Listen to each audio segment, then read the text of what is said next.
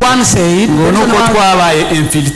he said the reason why we're not going to defeat this war is because of infiltrated. We have been infiltrated. Imagine 600 people. One person said, one person who is this one has penetrated inside us. He's an enemy. And imagine he's the one who was in charge to preach the gospel to us. We lived in this situation which wasn't good. Reason why even our people are still there. When you try to judge them, do not. Many of them are there because of loving or wanting to be there. Nuko ibyo birangiye muri 2004 turi Kinshasa dufite vice president. In 2004 when we had the vice president, bene wacu barahunze bahunga Uvira kubera intambara. Our people ran away from Uvira because of war. Bamwe baranga nababonye bamwe. Some of them they are here. Barahunga igihugu kirabakira cy'u Burundi. They ran away from Uvira to bagera mu maboko ya Nations Unies. They were received by United Nations. Amaboko ya Nations Unies arasumba amaboko y'igihugu. And the United Nations hand is more than the hands of a country. Ariko barambuka bava ku butaka bwa Congo. They crossed from DRC. Babakurikira ku butaka bw'u Burundi. They went, they found them to the land of Burundi. They killed them. Bari muri distance y'amametero magana and yet they were just at a short distance with the camp of military Burundian army. They were protected by the United Nations military. They were killed in Gatumba when the United Nations were there. The government of Congo sent the delegate to go and see what has happened. They call upon on the leadership of Burundi to come and see what has happened, the killing. They gave them the charges and they took them to the prosecution so they can prosecute them. But we are still continuing to face injustice. During that night in Gatumba, a refugee camp, 165 people were killed. It has been forgotten, no prosecution. As we are rushing to this commemoration today. In 2016, we had one group or the area where we were, we had a chief. The neighbors whom we lived together, Bafuliru. They came and attacked our chief. They attacked him, they started shooting the gun. And his death started from that wound.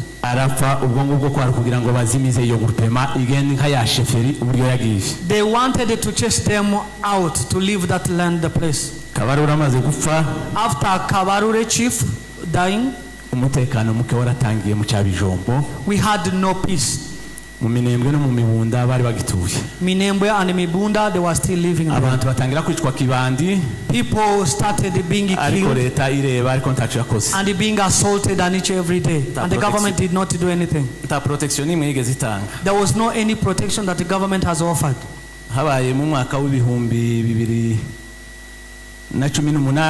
When it comes to the year of 2018, the war also spread to Mibunda. People who were in Mibunda, they ran away from war, they went to Mikenke. When they get to Mikenke, they were shot, the bullet shot by the government military. The army of DRC started shooting to the civilians. And many of them ran away, they were scattered all over. And others came here. And then insecurity became wide to everyone. From 2017 up to now, it is now 9 years. ubwoko bwacu buriko bwicwa. Our people are being killed day and each every day. Umubare w'abamaze gupfa muri ziriya ntambara ntawawubara. The total number of the people who died we cannot mention. Kuko n'ubu duhagaze ahangaha ko barapfa. Because even now at this point of time we are speaking, people are being killed there. Abantu biwacu barafungwa baratotezwa bajanwe Kinshasa gufungwa ntaco bakoze. Our people are being arrested and being persecuted, mistreated without any reason. Bamwe muri bo baragenda bapfirayo. Some of them were under arrest and they became even dead. Abandi babayeho nabi mu buryo butari ubw'umuntu. And others are living a life which is a miserable life. And we thought that the government can do something in order to spare or to give justice to us. At that time the government was using behind some other people to kill us. When it became in 2020, God wanted to give us one more laugh on our face. Zone ya Minembwe. God gave us the zone of Minembwe. Yari yarasose muri 2013 ariko ntibayitanga ku mugaragaro. It has been given in 2016. Habaye muri 2020. But they did not give it officially proclaim it, but when it came to 2020, 2020 barayitanga ku mugaragaro hari mu kwezi kwa 10. In 2020 they gave us a zone. Bamaze kuyitanga. When they gave us that zone, bari batanze amateritware 178. They have given more than 174. Izo zose iyacu yari imwe. We had only one, our community. Twavuze ko sheferi yari imwe bayidukuraho. We had one sheferi, but they took it away. Then a group which was led by Kabarure, they shot him. They gave us one territory, the zone among 174. Then the one who wanted to appoint our leader there is the same person who has ordered us to leave DRC. He gave us 6 days. At the hands of God, the power of God is more than the power of God. The same person who has given us 6 days to leave Congo is the one the government has ordered to go and proclaim that is zone that has been given to our community. After giving us that kind of place that we are ruling ourselves, we had that kind of zoning for 2 days.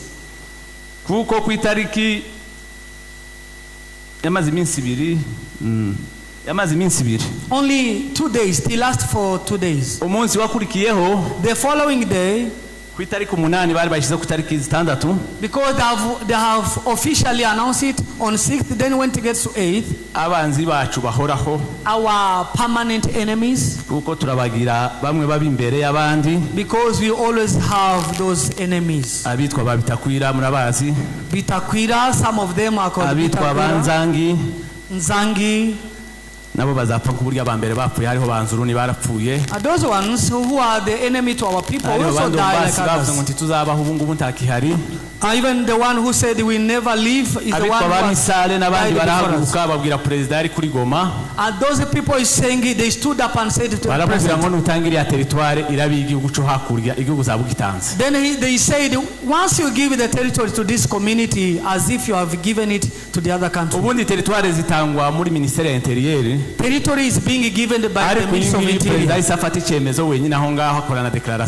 But ours was pronounced by the president. Let me repeat the word he spoke in French. He said it to me. Le salut du peuple est la loi suprême. The supreme rule, the leadership. Je ne peux pas laisser ma peuple en danger. I can't leave my people in danger. So for him to give us the territory, meaning his own people were put in danger. mubo yagombaga kugirira. Meaning you are not considered like the people whom the territoire barayihagarika accept. The territory was stopped. Administrateur agomba gukora ariko asa n'utahari.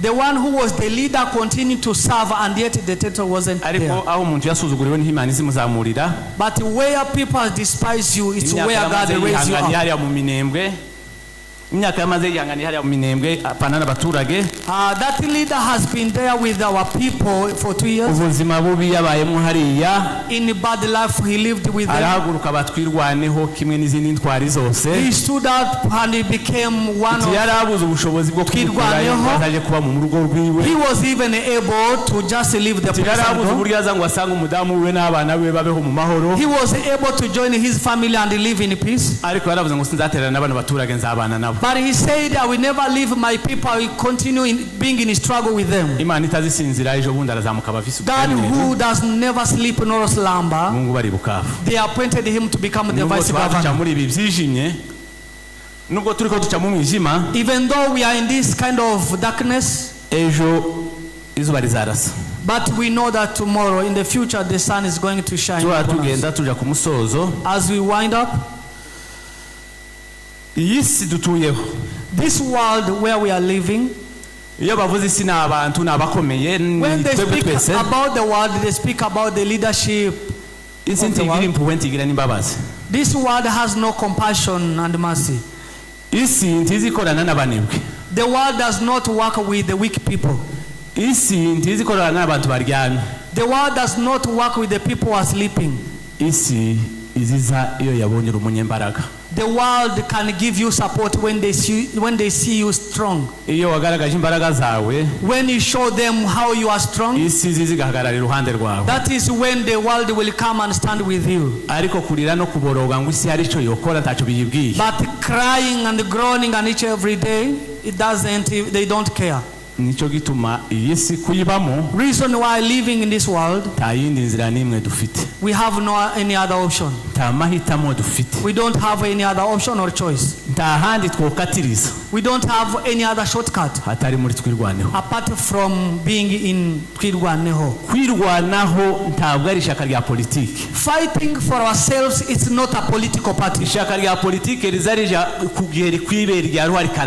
political party can be there for a while, for a time, a period of time. A regime can serve for a certain period of time. But fighting for yourself is something which has no end. Fighting for yourself is ideology.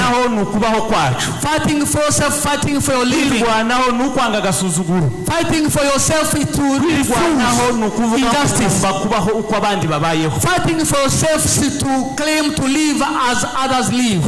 We were born without 9 months. If our parents stood up and also stopped the Mulele movement, there were just a few people who stood up. Today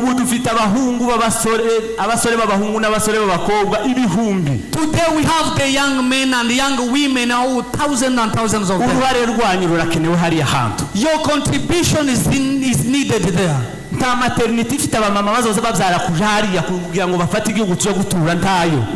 no any maternity that gives children who can go and fight. We have no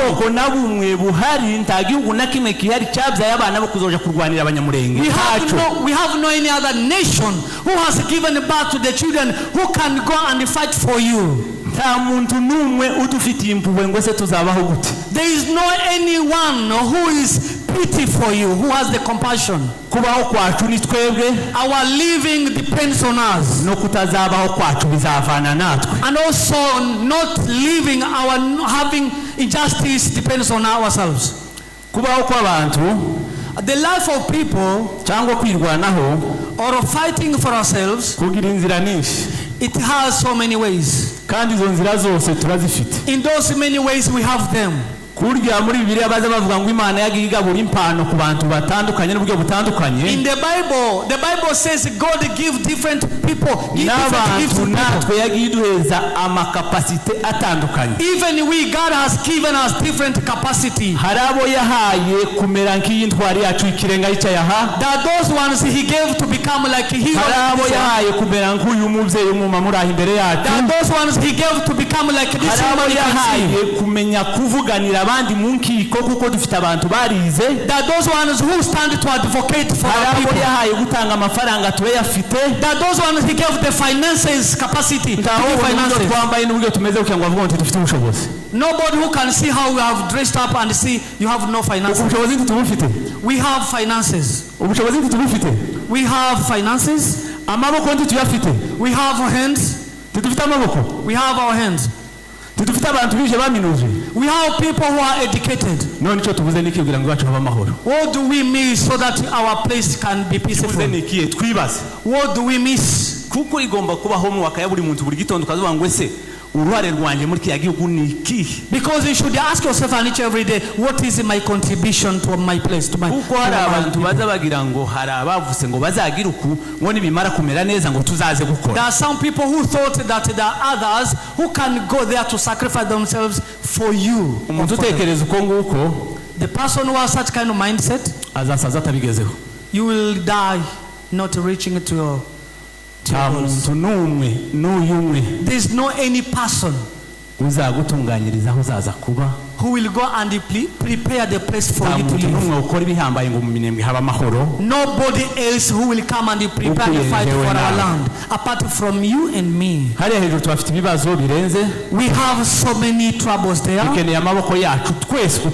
It needs our hands to be joined together. We need to join our hands together. White people are wise. They used to come and bought us as slaves. Then one day they said, how do we claim for the human right and yet we bring people when we buy them as slaves? Then they said, let us put something which is called the process, so that we can go and do the work of slavery. They gave us such kind of skills. They destroy our place. And now they are signing the treaty. Why do they sign the treaty to come and live in our land? They are signing the treaty to come and live in our land, and yet we are going to their country. You know the money they pay you when you reach there? It is just that the leftover that has fallen down from the tables. As we remember our hero, let me just speak him in a few things. I saw him in 66. I met him in 96 and 98. Then we were separated. I met with him in 2012.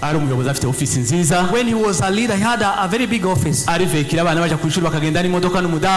had a vehicle. His children used to go to school when they're in the vehicles. But he left all such kind of comfort. Then, when we ask you the comfort zone you are fearing to leave, you cannot provide it. But him, he left the comfort zone. 3 things I can mention. He was a hero. The second one, he was a believer, a Christian. The third one, he was a person with a vision. He used to look far. Those are 3 things that I know about him. People who lived with him knew about it. Now today, as we commemorate him, it is not the day of commemorating so that you can live just there. tuzirikane umurage we. Let us continue to consider and remember his legacy. Tuzirikane ibyo yasize avuga. Let us continue to remember what he said. Gukomereza mu murongo wa twirwaneho niko kumwibuka no gutomushyira ku status zawe. Continuing in the same way he started is continuing to remember his legacy. Umwenda wanditseho we. Remembering him is not to carry the garment whereby you have written his name. What is needed is to continue doing the same activity he was doing. As you wind up, all the things that I have mentioned that you have faced, people can ask you who are killing you. We have been being killed by our government. Kuva ichoge cha 60 since the year of 60s kugeza uyu munsi wa mbere leta ni yafashe ya mbere yo kutwica kandi ari bagomba kuturinda. Up to now the government are the ones who are at the front line fighting against us. Iri kumwe n'abafatanya bikorwa bayo together with their partners.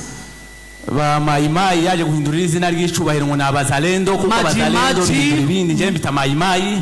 Maji movement, they have changed the name into Wazalendo. Iri kumwe n'abasirikare b'u Burundi n'imbonera kure president w'u Burundi yatosheje kugira ngo zazica abantu kuko sa abasirikare imbonera kure. Together with the army of Burundi, iri yani milise idatandukanye cyane n'intera hamwe zo mu Rwanda. Together with some other militia of Burundi, they have joined all of them together to kill us.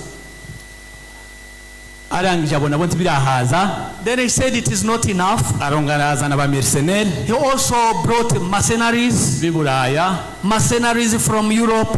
N'abandi bungu kwaraza n'abanyamerika and some others from elsewhere. Bakoresha artillery ziremereye zitokoreshwa mu baturage. They use sophisticated weapons. Bakoresha za drones zitazazikoresha intambara iremereye. They use the drones that have never been used before. Drones zikazazitera amakompora 150 ku munsi mu baturage. The drones started the bombardment of our people. The bombardment mu ntambara za Congo kuva muri 1996 ntahandi yaraterwa ziriya drones. Since the year 1960s we have never seen the drone doing the bombardment. And even our place is not the only place. And for them they claim that all the rebellion comes from our place. The rebellion of Afdel led by Laurent Kabila. RCD led by Wamba Diawamba, it was from Bakongo. And the other one is from Katanga. Onusumba is from Sankuru. Ariko muri izo rebellion zose in those rebellion nta muntu wabo wigeze agira ikibazo ngo mwene wabo ngo ari mu ishyamba. There's no any person who had a problem because his people are in the bush. Nta muntu numwe bigeze batoteza ngo bavandimwe biyo binje ishyamba. Nobody has been mistreated, prosecuted, because of how his people are fighting. Bemba yari muri emerse mu ishyamba. Bemba was in the bush. Ariko isi yari ministre kwa Kabila. And his father was a minister. Abangara bari Kinshasa nta muntu wawutashwe. Bangala community were not attacked. Ico gihe nico gihe abacu bariko bishwa ngo RCD yatangiye n'abanyamurenge. That is when they were killing our people that RCD from our community. Muri ico gihe cyose bivuga ngo turanzwe muhaguruke, meaning we are people have hatred against our community. All of us, we have to stand together. When we join our hands together, we can stand. We wind up and we give our condolences to those who have lost their beloved ones. General Rukunda, especially the family of General Michel Rukunda. We say sorry to Twigwaneho wherever they are. We give sorry to our community, our people, Banyamulenge, even though it seems like we are in the darkness, but the day is coming. Do not be discouraged. Let us not be afraid by the speeches. Do not be afraid by the speeches given by some other people who are in the government being corrupted.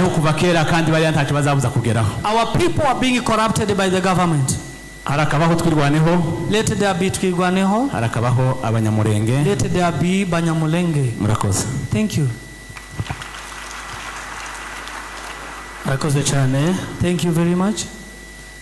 Uyu munsi ndagira ngo birumvikana yuko wavuga menshi nta makosa yabafite. It's well understood that it's because of the day of today, even though a person can speak much. Hano kugira ngo abandi bari inyuma baze kuza kubona umwanya bi.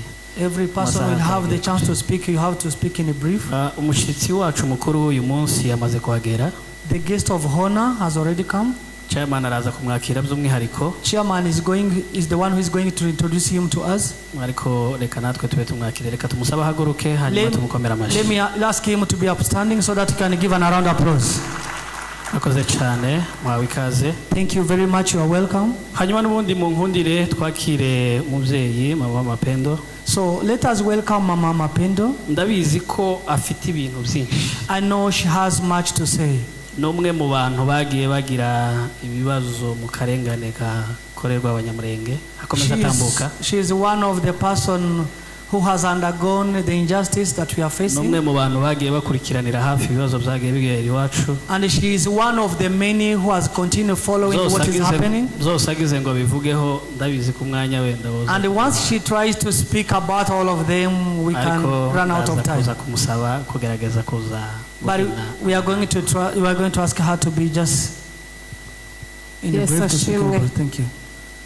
Praise God. Bwana asifiwe. Praise God. Hallelujah. Hallelujah. Hallelujah. Hallelujah.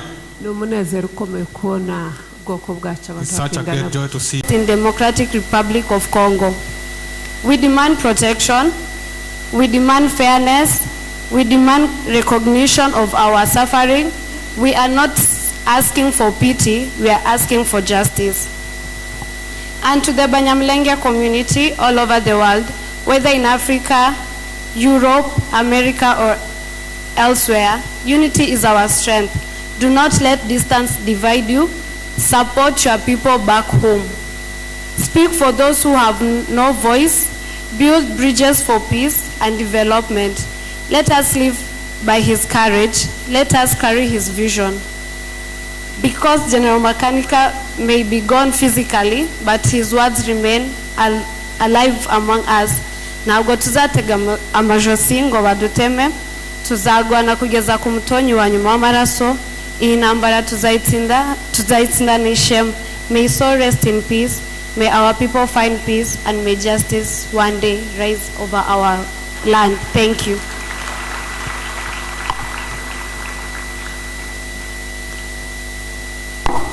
Mémoire d'un héros, dignité d'un peuple, seulement dignité. Mesdames et messieurs, chers Banyamulenge, chers invités, aujourd'hui nous sommes réunis pour honorer la mémoire, non pas des liens, mais d'un homme. Un homme en est devenu symbole, Makanika. Makanika n'est pas une colline ni une vallée, il était un fils de ce peuple, un frère, un père, un compagnon. Un homme dont le courage a parlé au moment où le silence aurait signifié la disparition. Il y eut une époque où la vie elle-même était menacée, où l'on demandait à certains de courber la tête, d'accepter l'inacceptable, d'étendre le cou et d'attendre la mort. Mais une parole s'est levée ferme et douloureuse à la fois, nous n'étendrons pas le cou pour être égorgés. Cette phrase n'est pas une provocation, elle était un cri de survie, un refus de l'effacement. Ce n'est pas l'amour de la guerre qui animait ces hommes, mais la nécessité de rester debout. Ainsi est née une conviction profonde. Nous devons nous défendre, non pour conquérir, non pour dominer, mais pour protéger la vie et préserver la dignité humaine. Makanika faisait partie de ceux qui ont compris que parfois l'histoire impose des choix impossibles. Dans l'obscurité et la peur, il a choisi la responsabilité plutôt que la fuite, le devoir plutôt que le confort. Il y a aussi cette parole lourde de sens difficile à entendre, mais vraie dans le contexte de l'époque. Nous devons mourir pour que d'autres vivent. Ce n'est pas un culte de la mort, mais un sacrifice conscient, l'expression ultime de l'amour de son peuple. Il y a cette autre phrase souvent rappelée, prononcée, non pas avec haine, mais avec détermination. Il viendra un jour où nous ne serons plus attaqués, où nous nous lèverons et nous ferons face solides et unis comme des ours. Cette image n'est pas un appel à l'agression, mais un symbole de résistance, de fermeté, de la volonté de ne plus vivre dans la peur. Aujourd'hui, nous nous souvenons des mécaniques et de tous les héros tombés de ses côtés, des hommes et des femmes dont les noms ne figurent pas toujours dans les livres, mais sont gravés dans la mémoire des familles et dans l'âme de notre communauté. Nous ne nous souvenons pas pour raviver la haine, mais pour honorer la vérité. Nous ne commémorons pas pour préparer la vengeance, mais pour transmettre une leçon essentielle. Leur sacrifice devait nous unir et non nous diviser. Banyamulenge, la mémoire des Makanika nous interpelle aujourd'hui et il nous rappelle que l'unité est notre force la plus durable, que les divisions fragilisent ce que le courage a protégé et que l'avenir ne peut se construire que si la solidarité et le respect mutuel. Que les aînés transmettent cette histoire avec honnêteté, sans la déformer ni l'instrumentaliser. Que la jeunesse entende non seulement les récits du combat, mais surtout le sens du sacrifice et de la responsabilité. Que femmes et hommes marchent ensemble dans un engagement commun pour la vie, la dignité et la paix. Que les noms de Makanika ne soient pas seulement prononcés lors des cérémonies, mais qu'ils vivent dans nos actes quotidiens, dans notre capacité à rester unis, à refuser l'injustice et à construire un avenir où plus jamais un enfant n'aura à grandir dans la paix. À Makanika et à tous les héros tombés pour la dignité de leur peuple, nous rendons hommage aujourd'hui avec respect, unité et responsabilité, afin que leur sacrifice ne soit jamais fait. Banyamulenge muteraniye hano kwibuka intwari zacu ntibe inkuru y'amarira gusa, bibe ishuri ry'ubumwe n'ubwubahane, bibe urumuri rutumurikira ejo hazaza. Titubibuke ngo twongere inzika, turabibuka ngo dukuremo ubwenge, turabibuka ngo twibuke agaciro k'ubumwe kuko bapfiriye kugira ngo tutazongera gutandukana. Ubumwe niyo murage w'intwari, amacakubiri ni igikomere basize badusabye kuzakira. Murakoze cyane.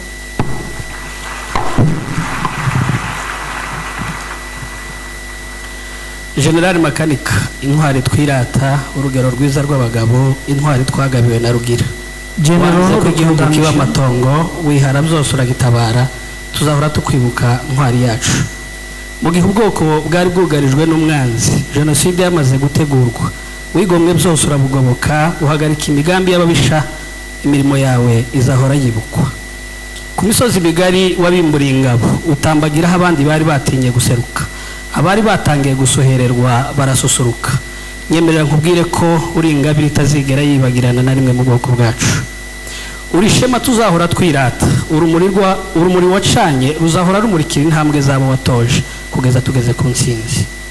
Ndumva nkumbuye kubona imfura zivuye imfuruka zose mwifuhe zirenga gafinda ziteguye gutora iwacu.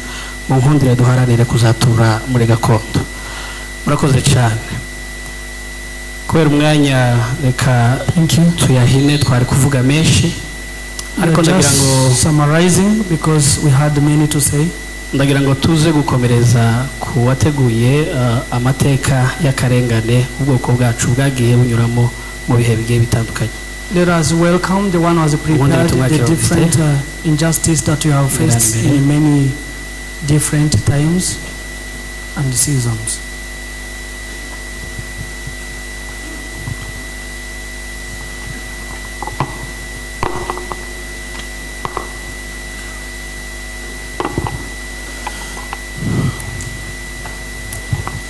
Tariki 19 z'ukwa kabiri 2026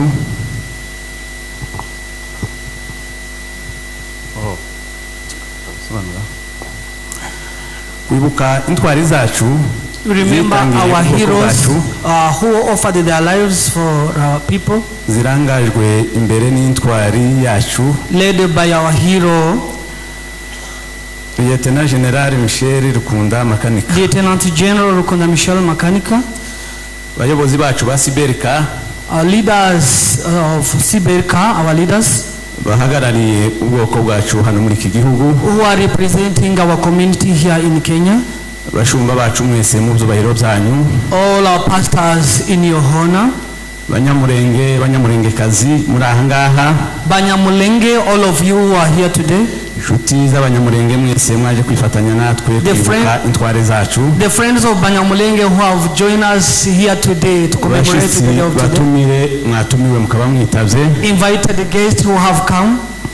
Kubwo kuza kubana natwe kwibuka intware yacu Lieutenant General Rukunda Mikanika n'izindi ntwari zose. Who have come to commemorate our heroes who have died. Dutangiye tubahampore ngo mukomere. We started by saying sorry, be strong. Tugiye kuvuga bukeya mu mateka yacu aho urwango rwacu rwatangiriye. We are just going to give you the background of our history, how it started. Kuko ntabwo twaremwe twanga. Because we were not born as people who are being hated by other people. Hari igihe twigeze kubaho tumeze nk'abandi. There is a time we used to live like others. Ariko amateka agenda bihindura bigera igihe bibaho tubanki inyamaswa twaba tukibanka abantu. But the history changed. We became an enemies. Bitewe n'amateka mabi twagiye turagwana abakoloni. Because of the bad history left by the colonizers. Dutangiriye ku mwaka w'igihumbi 1891. By starting by 18 kugeza mu mwaka w'igihumbi 1933 to 1930. Icyo gihe twari dutuye muri kiriya gihugu cyacu tumeze nk'abandi bantu.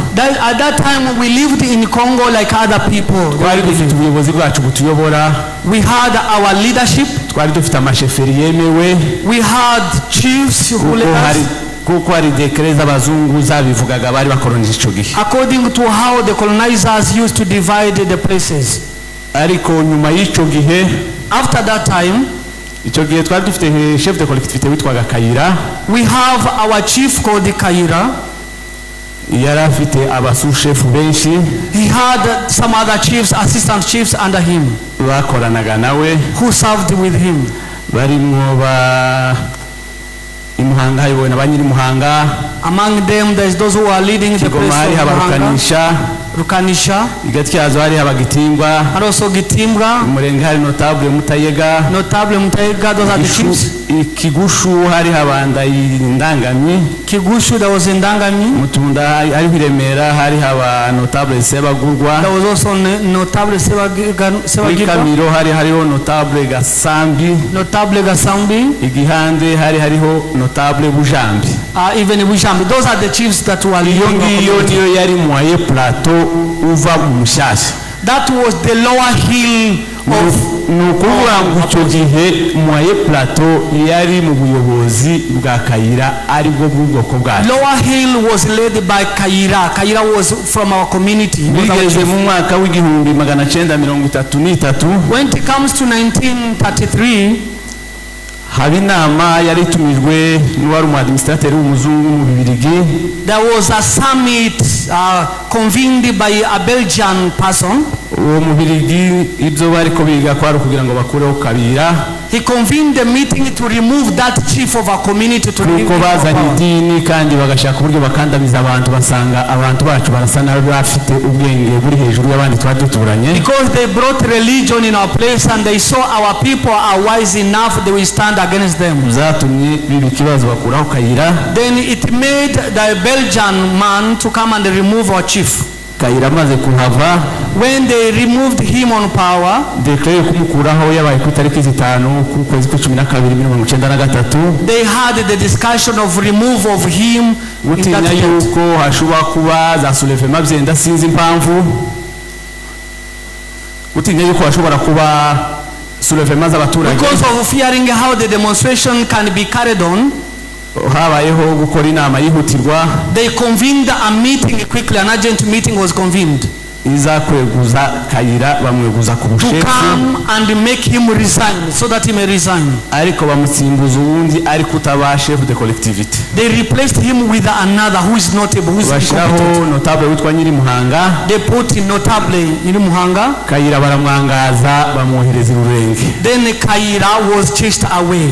Nyiri Muhanga arahaje ariko atagifite ububasha. Nyiri Muhanga was there as kuko yakoreraga munsi y'ubutegetsi bw'umufurero wari uyoboye. Because he was a stooge, the puppet of that person. Kuko bamwitaga ngo ni representant wa communauté yari akiri notable. They used to call him representative of a community. He was no longer a chief. Ibi bimaze kuza ubushefu nabwo bwaje gushira. when this kind of things came, even the tuza guca muri period imeze nkaho turi mu gihugu kandi tutakirimo tari abanyagihugu. We came to a time when we felt like we are in the country and yet we are not considered as the citizen of a country. Habaye muri mirongo itandatu ubwigenge bubonetse. When it became in 1960s, after the independence, we thought that we have gotten independence like other people. But that independence to us was in vain. After some few days, the freedom fighter was killed. After Patrice Lumumba died, those who wanted to fight against the regime of Mobutu, they started the fighting against Mobutu. People stood up with a movement to fight against the regime of Mobutu. They were led by Pierre Murele, the leader, together with Laurent Kabila, you know, the former president. All those problems were there and not Munyamulenge was there. But they brought and they settled in our place to start the movement war. Pierre Mulele movement and also soldiers came and settled in our place. They said that they are going to be fed by our cattle, the cows. They will be killing our cattle and flocks so that they can eat. So our people went a difficult time. That is when auto defense started. Fighting for ourselves. Our fighting for ourselves started. It did not started in 2018. It started in 1966. Our men stood up. They were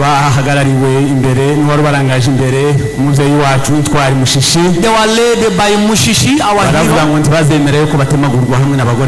They said we never be cut together with our women and also children. They took weapon, they went to fight along with Mulele. As we are still here, Abanyamulenge nibo bantu gusa bashizwe mu gisirikare bataragiye kuri centre de formation. Banyamulenge are the one who have introduced into the military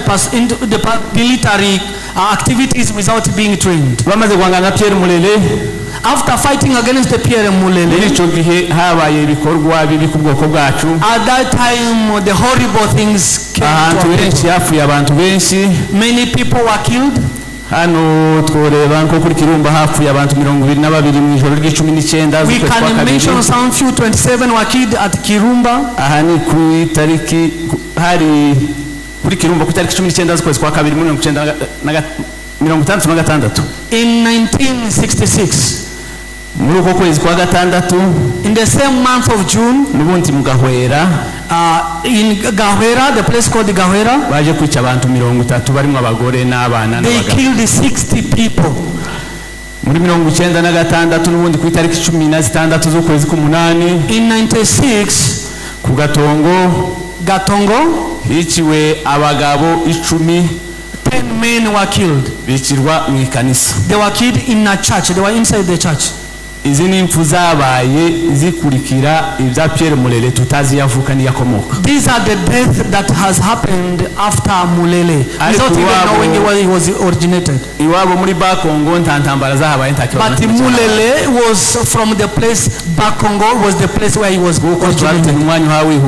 Because of time we are rushing. Habaye ejo bundi muri 1996. In 96. Witariki zirindwi z'ukwezi kw'icumi 7th October. Vice Governor of Bukavu aja kuri media ahamagarira abanyamurenge abaheza iminsi 6. He went on social media and he gave us 6 days. Aravuga ngo nyuma y'iminsi 6 tuzabe twavuye ku butaka bwa Zaire aribwo buri bwa DRC. He said I give you 6 days, after 6 days you should go and cross the border, go and leave DRC Congo. Kuko icyo gihe yatwitaga ngo turi abanyarwanda tugomba gutaha iwacu. Because he was calling us Rwandan. Rwandans go back to Rwanda. akibagirwa yuko amateka avuga yuko twageze muri kiriya gihugu mu mwaka w'igihumbi 700 n'iyindi hejuru. And he forgets that the history says that we went to Congo in 1700 years there. Kuko ntabwo twaje dusanga Kongo twebwe. We did not come and found DRC. Kongo niyo yadusanze hariya. Congo, the name Congo came and found Banyamulenge settled in Congo already. Kuko bagabura Kongo muri mwaka w'igihumbi 884 in 1880s hariya Berlin. During the conference, Berlin conference, we were settled in the place where we live up to now. There was no any boundary. Together with other kind of district or provinces.